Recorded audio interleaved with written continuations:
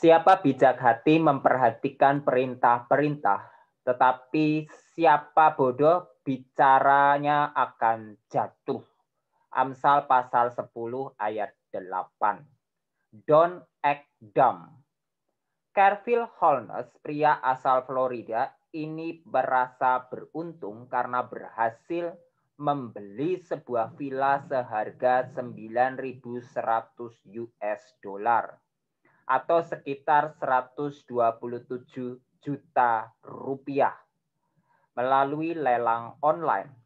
Tapi keberuntungan itu nggak berlangsung lama, karena yang dibeli Holness ternyata adalah sebidang lahan rumput yang cuman selebar telapak kaki.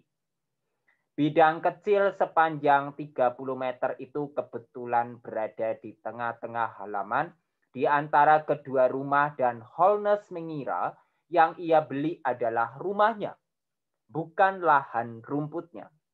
Lebih sialnya lagi, lahan tersebut ternyata cuma bernilai 50 US dollar atau 700 ribuan rupiah.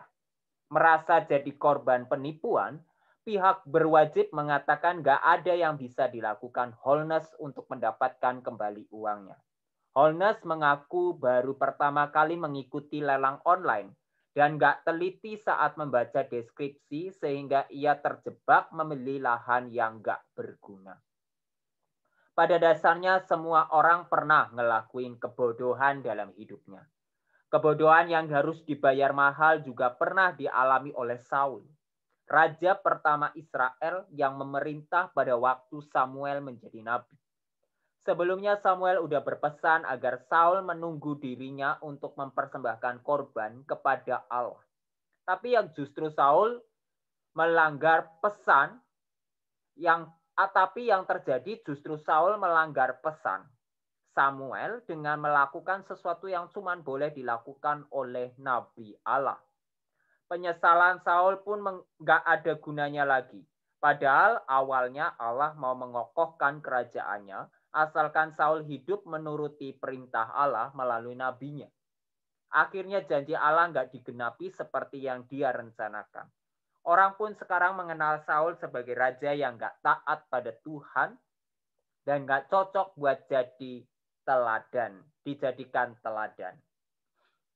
Sebagai anak muda, berbuat kesalahan adalah hal yang manusiawi dan sangat wajar.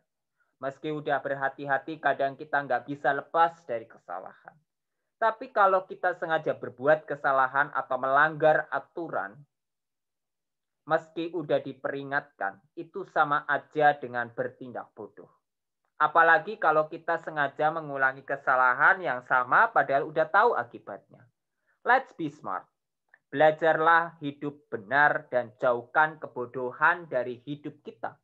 Kalau udah tahu suatu perbuatan itu salah, ya jangan dilakukan. Apalagi kalau nggak sesuai dengan virtu.